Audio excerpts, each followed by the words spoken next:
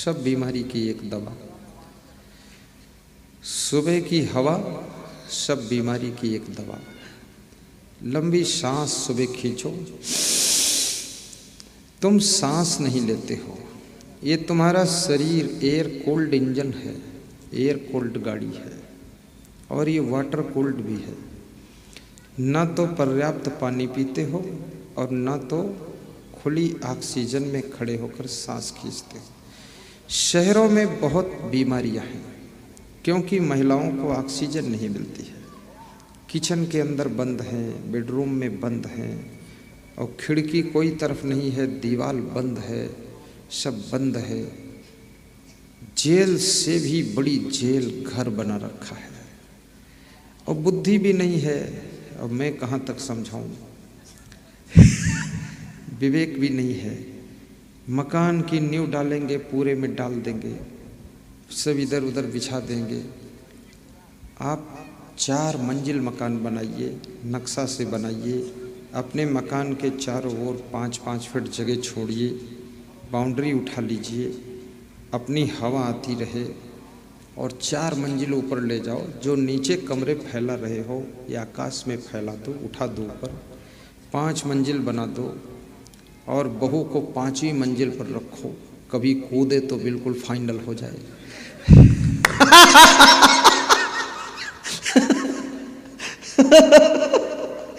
क्योंकि बहू का क्या भरोसा कहाँ से कूद जाए। तो 5वीं मंजिल बनाओ, उसके लिए ऊपर हवा खाएं आराम से। 3री मंजिल पर खुद रहो, नीचे मंजिल में मेहमान और सामान रखो, 2री मंजिल में किचन और किचकिच करो, सब जो करना है। 3री मंजिल में तुम सो जाओ, 4थी मंजिल में आपके बच्चे बच्चे, पोती पोता, 5वीं मंजिल में लाड़ी लाड़ा, झगड़म झगड़ा, सब ऊपर पहुंचाओ आकाश लोक में। खुली हवा, सांस लंबी खींचो। अभी मैं खींच के बता रहा हूं, तब भी इसमें कोई खींच नहीं रहा, क्योंकि बहुत से लोगों की नाक तो जाम है, उसमें हवा खींच भी नहीं सकती, और खींच जाए तो छोड़ेंगे हवा तो सब मलीदा निकलेगा। सफाई नहीं करते लोग। तो ये ऑक्सीजन खूब खींचना चाहिए। ऐसे योगा में क्या सिखाते, यही तो सिखाते हैं। दूसरा, सभी रोगों की दवाई है, जब सो तो गहरी नींद सो, और सोते समय सोचना नहीं है। कितने लोग सोचते भी हैं और सोते भी हैं, रात भर सोचते हैं, रात भर सोते हैं, ना पूरा सोते हैं ना पूरा सोचते हैं। ये कोई सोने का तरीका नहीं है। गहरी नींद सो जाइए। आपके पूरे शरीर को रिलैक्स मिलना चाहिए, आराम मिलनी चाहिए। और भोजन चबा चबा कर खाइए, और कभी कभी पेट को साफ कीजिए। सवेरे पपीता खाइए, 1 केला खाइए, 1 मूली खाइए, 1-2 गाजर खाइए, आधा सलजम खाइए, चुकंदर थोड़ी खाइए, थोड़ा सा हरी मिर्चा उसी में डाल लीजिए, नमक मिला लीजिए, 1 अमरूद भी खा लीजिए और चबा चबा कर खाइए। धीरे धीरे खाइए, प्रेम से खाइए। खाने के बाद लिक्विड मत लीजिए, पानी मत पीजिए, दूध मत पीजिए, चाय मत पीजिए। 3 घंटे ऐसे रहिए। आपके पेट में बहुत बड़ी एक घटना घटेगी। भूख खुलकर लगेगी, पेट साफ हो जाएगा, बुद्धि तेज हो जाएगी, कुशाग्रता आएगी, मेमोरी स्ट्रांग हो जाएगी और साथ साथ में चिंता भी कम हो जाएगी। और चेहरे का रूप सुंदर हो जाएगा। इस दुनिया में अपनी सहन शक्ति को बढ़ाओ, गम खाने की शक्ति सीखो। धन की हानि हो जाए तो उसको सहो। तुम्हारे 1,00,000 रुपया की हानि हो जाए, तुम्हारी नींद उड़ जाती है। लेकिन मैं तुमसे ये पूछना चाहता हूं कि 1,00,000 रुपया दे करके भी क्या ये नींद मिल सकती थी? 1,00,000 रुपया देकर भी इस मीठी नींद का सुख नहीं मिलता, और 1,00,000 रुपये खो गए तो इस नींद को तुमने उड़ा दिया। अरे पैसा गया तो गया, मीठी नींद का आनंद ले लीजिए। सोइए चादर ओढ़कर और रजाई के अंदर भी मुस्कराइए। मैं सुखी हूँ, मेरा परिवार अच्छा है, मेरा मकान बहुत सुंदर है, मेरी गाड़ी भी अच्छी है। कम से कम अपने को जो जो चीज़ें प्राप्त हुई हैं कुदरत की ओर से, उनको धन्यवाद देते जाइए। अपना सौभाग्य मनाते चलिए कि मैं सौभाग्यशाली हूँ। और आपके परिवार में कुछ लोग गलतियाँ करेंगे, उनको समझाइए भी, और समझाने के बाद फिर उनसे प्रेम कीजिए। ऐसा नहीं किसी से गलती हो जाए तो 1 महीना तुम मुंह फुला लो, बोलो मत, फिर तो बहुत बड़ा डिस्टर्ब हो जाएगा। सुबह समझाओ तो 1 घंटे बाद फिर उनको प्रेम से बोलो, क्योंकि वो टॉपिक समझाने वाला ख़त्म हो चुका है। अब प्रेम का टॉपिक फिर प्रारंभ हो रहा है। एक ही फाइल को लेकर के उलझे मत रहो महीने भर, और कितना ही समझाओ फिर भी आपके साथ रहने वाले परिवार के सदस्य कुछ न कुछ गलतियां करते रहेंगे। और कितने तुम्हारी फैमिली के मेंबर एक ही गलती को जिंदगी भर दोहराते रहेंगे। गलती एक ही रहेगी, रोज उसी गलती पे समझाओगे और उसी गलती को रिपीट करेंगे। अब बड़ी मुश्किल की बात है। और जो अपनी गलती को दोहराता रहता है, गलती को सुधारता नहीं है, उस व्यक्ति का विकास, उसकी उन्नति अवरुद्ध हो जाती है, उसका विकास रुकता है। और तुम्हारी गलतियों से तुम्हारा सबसे बड़ा नुकसान है, दूसरों का नुकसान कम है। आपके माता पिता का वक्त पूरा हो चुका है, उनका खेल खत्म है, उनकी पारी खत्म है, तुम्हारी पारी शुरू है, और तुम अपनी पारी के सुनहले वक्त को गलतियों में बिता रहे हो। इन गलतियों से मुक्त हो जाओ, अपने आप को निर्मल बनाओ, और कभी कभी निष्पक्ष दृष्टि से अपने आप के अंदर झांको, देखो कि मेरे अंदर क्या कमियां हैं। उन कमियों को दूर करो और खुद को भी समझाओ, अपने आप को डांटो भी थोड़ा सा, अपने आप को भी समझाना चाहिए। साथ में एक चीज और याद रखना, चावल, तुम मध्य प्रदेश में रहते हो, चावल कम खाया करो, कभी कभी खाओ, और बाटी भी कम खाया करो, कभी कभी खाओ। मिर्चा कम खाया करो, कभी कभी खाओ, महीने में 1 बार। मिर्चा खाने से गुस्सा बढ़ती है,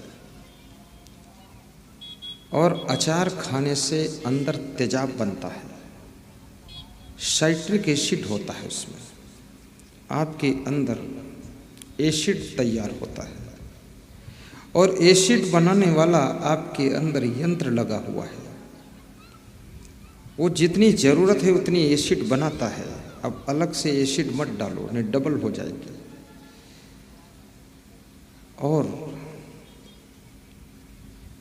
मेदोहर चूरन, श्री च्यवन आयुर्वेदिक का उदरामृत चूरन, ये 2 चूरन ऐसे हैं जो कि पेट के लिए महौषधि है। शाम को आधा चम्मच लीजिए, सुबह आपका पेट साफ हो जाएगा। पेट खत्म, केवल पीठ बचेगी, पेट नहीं रहेगा। जिनका पेट बहुत भारी हो रहा है, पेट मोटा हो रहा है, पेट कड़ा है, पेट बड़ा है और शरीर में पेट ही पेट है, बाकी सब शरीर कमजोर है। उन लोगों के लिए महा औषधि है उद्रामृत चूर्ण, श्री च्यवन आयुर्वेद का चमत्कार। बहुत सुंदर औषधि है मेदोहर चूर्ण। एक ही बार में रामबाण का काम करता है। हमारा एक संत सुबह सुबह वंदना में नहीं आया, तो मैं पूछा क्या हुआ, तो बोले आधा चम्मच खाया हूँ बस। तुमने कहा आधे चम्मच से क्या हो गया, बोले 6 बार लेटरिन गया हूँ। तुमने कहा और क्या हुआ, बोले पेट खत्म हो गया। हमने कहा तू तो बच गया, इतने बहुत है। और वो संत दोपहर में बड़ा ताजा दिखाई दिया मुझको, एकदम फ्रेश मूड। कम से कम महीने में 1-2 बार ऐसा चूर्ण चाहिए। और जिनके घुटनों में दर्द हो वे घुटनों को फैला लें, लंबा करे पाँव और ऐसे मुक्का बांध लें। 100 मुक्का इस घुटने पर, 100 मुक्का उस घुटने पर, दोनों ऐसे लगाएं। ये बिना पैसे का इलाज है। अगर तुम न लगा पाओ मुक्का तो जो तुमसे नाराज रहता उससे कहो आओ 100 मुक्का मार लो। अब नाराज न रहना, क्योंकि जो नाराज रहता उसके मन में होता कभी दांव मिले तो मुक्कों से मारूंगा।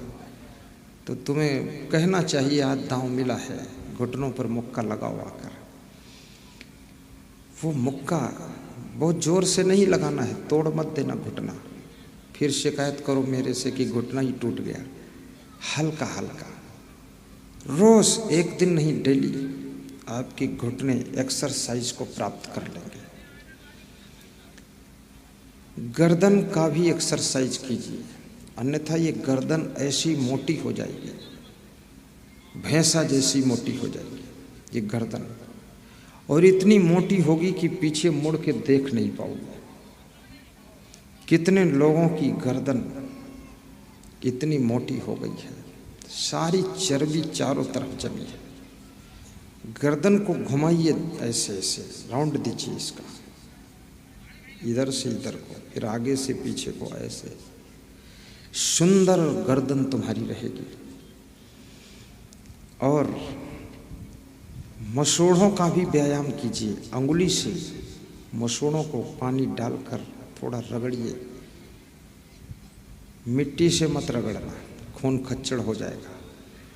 केवल अंगुली से मसूड़ों का व्यायाम।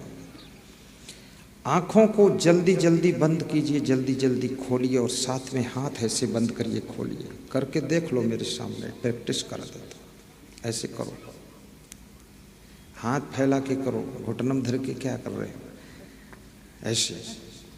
इससे क्या होगा, जो होगा सो होगा, लेकिन होगा जरूर, बहुत कुछ होगा।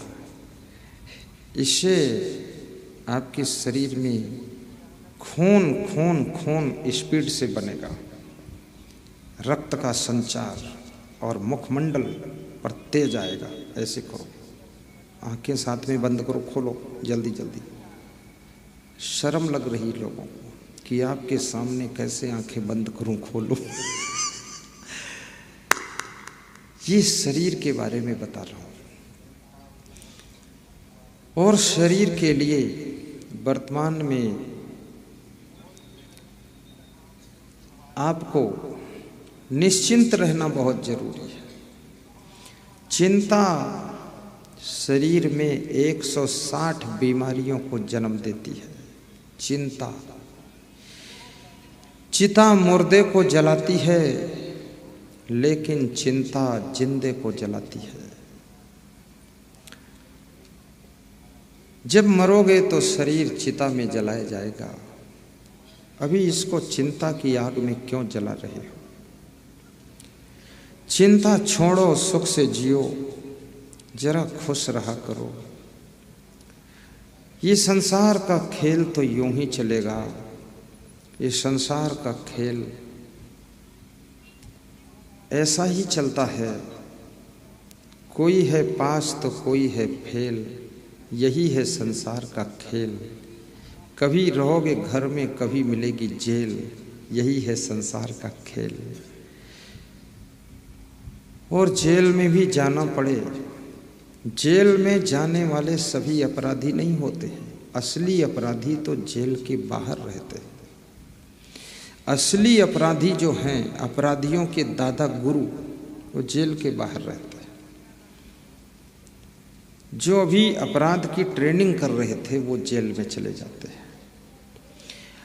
और ज़्यादा जो सीरियस अपराधी है ना, वो सज्जनों को जेल में तिकड़म बनाकर भेज देता है कि तुम जेल में जाओ, उल्टा मुकदमा ठोंक देता है। इसलिए मैं कहूँगा मुकदमा लड़ना भी सीखो, केस की पैरवी करना सीखो, डरो मत। कोर्ट में जाओ तो समझ लो न्याय मंदिर में जा रहे हैं। मैं गुजरात में गया तो वहाँ लोगों ने बताया कि ये न्याय मंदिर है। तो मैंने कहा न्याय मंदिर, राम मंदिर तो देखा हूँ, कृष्ण मंदिर देखा, राधा मंदिर देखा, राम जानकी मंदिर देखा, पर न्याय मंदिर क्या है? इसमें किसकी मूर्ति है? अरे बोले मूर्ति नहीं है, ये कोर्ट कचहरी है, यहाँ फैसले होते, न्याय होता है, इसका नाम न्याय मंदिर है। तो वो न्याय मंदिर है, कोर्ट में जाने में डर नहीं लगना चाहिए। अगर कोई झूठा केस तुम पर लगाया है तो सीरियस उसकी पैरवी कीजिए और केस को जीतिए और मुस्कुरा कर घर आइए। कभी हिम्मत मत हारो। ये संसार में जैसा संघर्ष तुम्हारे सामने आ जाए, वो संघर्ष को करने के लिए हमेशा रेडी रहिए। घबराने की जरूरत नहीं है और कोई काम मुश्किल भी नहीं है। कोई काम दुनिया में मुश्किल नहीं है, जो करते रहोगे जतन धीरे धीरे। कोई काम दुनिया में मुश्किल नहीं है, जो करते रहोगे जतन धीरे धीरे। जो करते रहोगे जतन धीरे धीरे। आपका जतन, आपका प्रयत्न, आपके तरीके आपको हर जाल से पार कर सकते हैं। इतना बड़ा कोई जाल नहीं है जिस जाल को तुम पार न कर सको। ये माया जाल, मोह जाल, ये सारे जाल, जी के जंजाल, इनको तुम काटने की शक्ति तुम्हारे पास में है। कोई ऐसा जाल नहीं जो तुम काट न सको। तुम खिलाड़ियों के खिलाड़ी हो, तुम साधारण नहीं हो। तुम्हारी इच्छा यदि होती है राजनीति करूं, तो मैं आज्ञा देता हूं, राजनीति एक मंदिर है, उसमें प्रवेश कीजिए और ये देश की भक्ति कीजिए और राजनीति के माध्यम से देश की सेवा कीजिए। आज ये भारत देश, ये भारत माता ऐसे राजनेताओं का इंतजार कर रही है जिनके अंदर त्याग हो।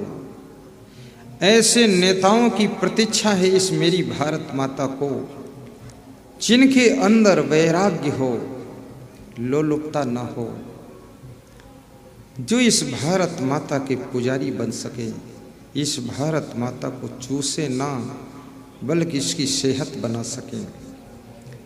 याद रखना भाइयों बहनों, एक तो वह माता है जिसको जननी माता कहते हैं, जो तुमको जन्म देती। ये सब माता बैठी है और इनका बहुत ऊंचा स्थान है, छोटा मोटा स्थान नहीं है। इनको लोग समझते नहीं है। इन्हीं की महिमा है जो हम जैसे संत को भी इन्होंने ही तो जन्म दिया है, और इन्हीं की महिमा है जो इन्होंने ही हम जैसे व्यक्ति को संत बनाने में मदद किया है। मैं संत बना हूं तो मेरे संत बनने में मेरी माँ की ज्यादा मदद है। उसने कहा था तुम भाग जाओ घर छोड़ के, यहाँ रहो ही मत। तो मैंने कहा 1 साल बाद भागूंगा। अरे बोले क्या करना यहाँ? हमने कहा थोड़ा पोस्ट ग्रेजुएट का एग्जाम हो जाए। अरे बोले आग लगा दो, भाग जाओ। तो यहाँ ज़रूरत नहीं है, ये सब लफड़ा है। माया जाल है, फंसो मत। जितना रुकोगे उतना टाइम पास होगा। जल्दी जाओ, महान बनो, दुनिया तुम्हारा इंतजार कर रही है। पिपरिया के श्रोता बैठे आस में असंग साहेब आए, कोई सत्संग सुना दे। तुम जाओ यहाँ से, निकलो। हमारी माता ने मुझे संत बनाने में बहुत मदद किया है। उनकी तीव्र इच्छा थी कि हमारा बेटा संत बने, और मैं तो इन माताओं से भी निवेदन करता हूं कि तुम भी अपने एक बेटे को संत बना देना। और हम दो, हमारे दो का पैमाना छोड़िए, हम दो हमारे 4 होना चाहिए। हम दो, राजा सगर के 60,000 पुत्र थे और तुम्हारे तो 60 भी नहीं हैं। तुम कितने कमजोर हो। आज ऐसे ऐसे मजहब हैं जिनकी संख्या निरंतर बढ़ती जा रही है, और उनकी वोट बढ़ने पर उनका शासन होगा, तब तुम टमाटर की तरह कुचले जाओगे। तुम्हें भी संख्या बढ़ाना पड़ेगा। या तो भारत देश के अंदर एक कानून आ जाए कि सभी लोग संख्या पर कंट्रोल करें तो ठीक है, अन्यथा आपको भी संख्या चाहिए। और संख्या चाहिए नहीं चाहिए मुझसे ज़्यादा मतलब नहीं, पर मुझको एक आपका बच्चा चाहिए जो साधु बने और धर्म की रक्षा के लिए अपना जीवन दान करे। देश की रक्षा के लिए एक आपका पुत्र होना चाहिए जो देश की रक्षा करे। देश की सीमा पर, पाकिस्तान चाइना बॉर्डर पर जा करके स्टैंड गन लेकर खड़ा हो जाए, देश के लिए अपने जीवन को अर्पित कर दे। दूसरा बच्चा आपका ऐसा हो जो माता पिता की सेवा के लिए मातृभक्ति पितृभक्ति करे। तीसरा बच्चा ऐसा हो जो राजनीति करे, देश के विकास के लिए, कहाँ सड़क बननी है, कहाँ नहर बननी है, किस गांव में क्या जरूरत है, ये सारी आवश्यकताएं पूरा करें। ये जितने लोग राजनीति में हैं आज बैठे हुए, ये भी किसी माँ की संतान तो है। ये भारत माता की सेवा में लग गए। देशभक्ति। और एक चौथा बच्चा आपका ऐसा हो जो धर्म की रक्षा के लिए अपने जीवन को अर्पित करे, मेरे जैसा संत बन जाए। कोई नशा नहीं, कोई व्यसन नहीं, कोई लफड़ा नहीं, कहीं आकर्षण नहीं, कोई झंझट का काम नहीं, त्याग और वैराग्य से विभूषित ब्रह्मचर्य ही जिसका तेज है, संयम नियम से परिपूर्ण, आत्म संतोष से भरा हुआ हृदय, विरक्त मन, प्रेम का सागर जिसका जीवन, ऐसा तुम्हारा बेटा एक संत हो जाए। तो ये माताओं बहनों की बड़ी महिमा है, और इनके द्वारा ये सृष्टि चलती है। ये संसार में इनके महत्व को भी तुम समझना, और इनको घर में सताना मत, दुखाना मत, रुलाना मत। और माताओं बहनों से भी कहूँगा, तुम बीड़ी मत पीना। कितनी स्त्रियां भी अब बीड़ी पीने लगी। मैंने एक स्त्री से पूछा, माता जी तुम बीड़ी क्यों पीती हो? तो बोले, मैं नहीं पीती थी, लेकिन मेरे सास ससुर पीते थे, तो मैंने सोचा कि अब वो मर गए हैं तो उनकी पूरी पदवी हम ले ले, तो हम भी पीने लगे। बीड़ी मत पीना। पुरुषों से भी मेरा निवेदन है कि पुड़िया मत खाओ, सुपारी मत खाओ। और ये मांस, मछली, अंडा, ये शराब, ये राक्षसी आहार है, इसको छोड़िए। गुरु के सामने आइए, आपके मुंह की छींटें गुरु जी पर ना पड़े। गुरु जी के सामने हंसिए तो आपके दांत मोती जैसे चमकने चाहिए। और शिवरी ने भगवान के चरण जल से नहीं धोया है, आंसुओं से धोया है, और कोई पात्र में नहीं धोया है, अपनी अंजलि में धोया है। शिवरी एक ऐसी भक्त है जिसने विलक्षण ढंग से राम के चरण पखारे हैं। वास्तव में ये आंसुओं की बूंद चरणों पर गिर जाए और फिर चरण पखारो तो 10 गुना ज्यादा आशीर्वाद की प्राप्ति होती है, करुणा आ जाए। आंसुओं की धारा से अचमन होगा, उस दिन सफल मेरा जीवन होगा। आंसुओं की धारा से अचमन होगा, उस दिन सफल मेरा जीवन होगा। जिस दिन गुरु जी तेरा दर्शन होगा, उस दिन सफल मेरा जीवन होगा। जिस दिन गुरु जी तेरा दर्शन होगा, ये रामाधार उस दिन सफल मेरा जीवन होगा। आंसुओं की धारा से अचमन होगा, उस दिन सफल मेरा जीवन होगा। ये चंदन कुमार की धारा से अचमन होगा, उस दिन सफल मेरा जीवन होगा। जिस दिन गुरु जी तेरा दर्शन होगा, उस दिन सफल मेरा जीवन होगा। मेरे मन के मंदिर में मैं तुझको बिठाऊंगा, मेरे मन के मंदिर में मैं तुझको बिठाऊंगा।